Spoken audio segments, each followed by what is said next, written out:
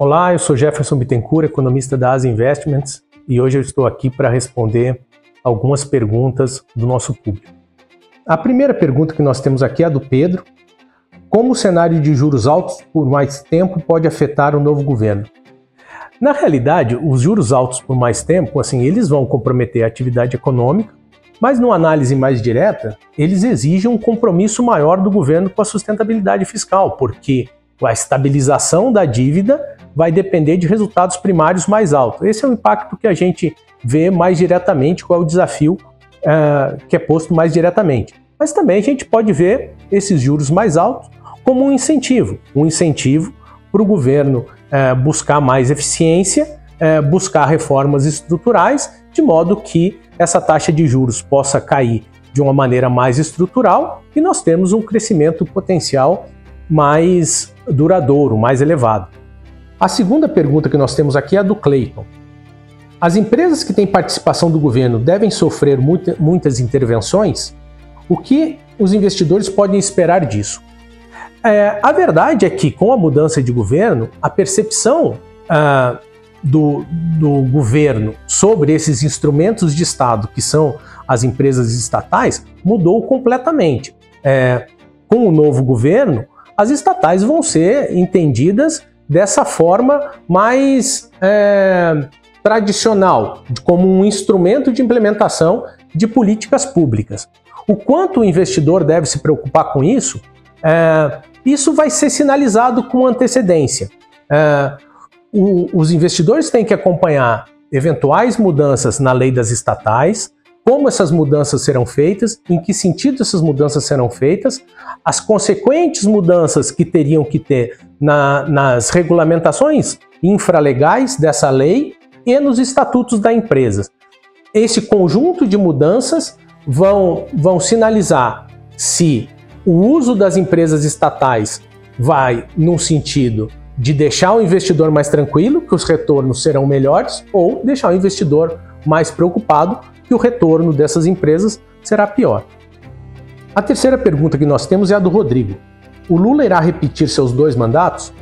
Eu sempre achei muito difícil traçar esse paralelo de um terceiro mandato do Lula com o primeiro, segundo mandato do Lula, o primeiro mandato da Dilma, o segundo mandato da Dilma. Porque institucionalmente o Brasil passou por mudanças muito grandes nos últimos 7 anos, mais ou menos. E por que eu digo nos últimos 7 anos? Nos últimos 7 anos foi implementado o teto dos gastos, nos últimos 7 anos foi implementada a TLP, nos últimos anos foi implementada uma reforma da Previdência, nos últimos anos mudou completamente a relação entre o Poder Executivo e o Poder Legislativo. Todas essas mudanças institucionais, elas se deram no cerne de instrumentos de política econômica muito usados em todos os governos do PT. Então, com todos os instrumentos alterados, é difícil a gente fazer uma comparação. Selecionando apenas um desses instrumentos para comparar as gestões do Lula com a nova gestão do Lula, vamos falar da questão do relacionamento com o Poder Legislativo. A verdade é que, após o impeachment da Dilma, houve uma espécie de caminho no sentido do semipresidencialismo, onde as emendas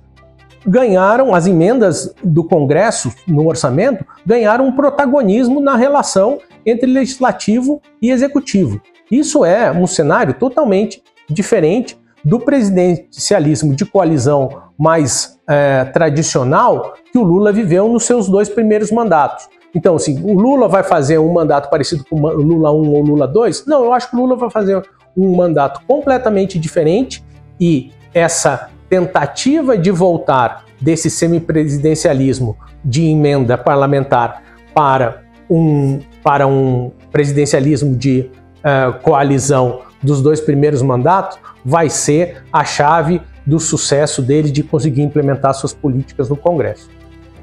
A quarta pergunta é a do Fábio. Qual a sua expectativa para a trajetória da dívida brasileira?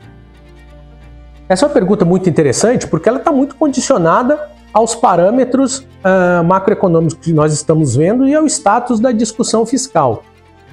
Com o status que nós temos hoje, com a projeção de déficit de 230 bilhões de reais para 2023, e com o cenário de juros que decorre desse déficit, com o crescimento que decorre desse cenário de juros, a expectativa para trajetórias da dívida não são nada confortáveis.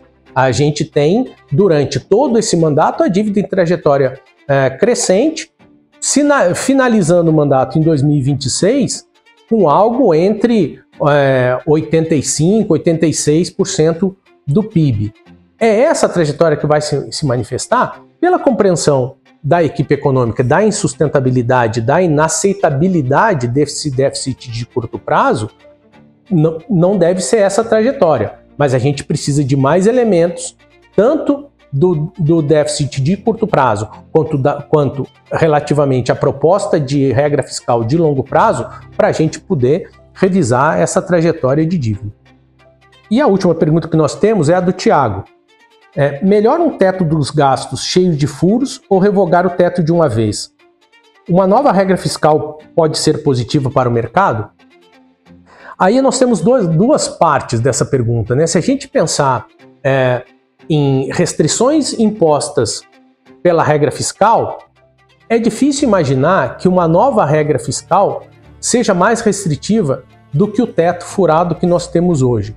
Porque a restrição do lado da despesa que é imposta pelo teto, ela realmente força um ajuste muito grande. Se a gente lembrar o ano passado, a gente teve várias vezes políticos dizendo nós temos um excesso de arrecadação, e eu coloco esse excesso de arrecadação entre aspas, porque um país que tem déficit não tem excesso de arrecadação, mas os políticos reclamavam que tinha um excesso de arrecadação de 200 bi que não conseguiam gastar. Grande parte desse efeito fiscal vem do teto furado que a gente tinha. Então, o grande desafio da nova regra fiscal é conseguir sinalizar uma trajetória de solvência tão boa quanto a que o teto tem, sem ter as restrições que nós vemos com essa limitação de despesa que é imposta pelo teto. Então, assim, uma nova regra fiscal pode ser boa? Pode, se ela conseguir organizar melhor as regras fiscais que nós temos e, principalmente, se ela conseguir gerar uma trajetória de solvência melhor do que a gente projeta com esse arcabouço mais questionado que nós temos hoje.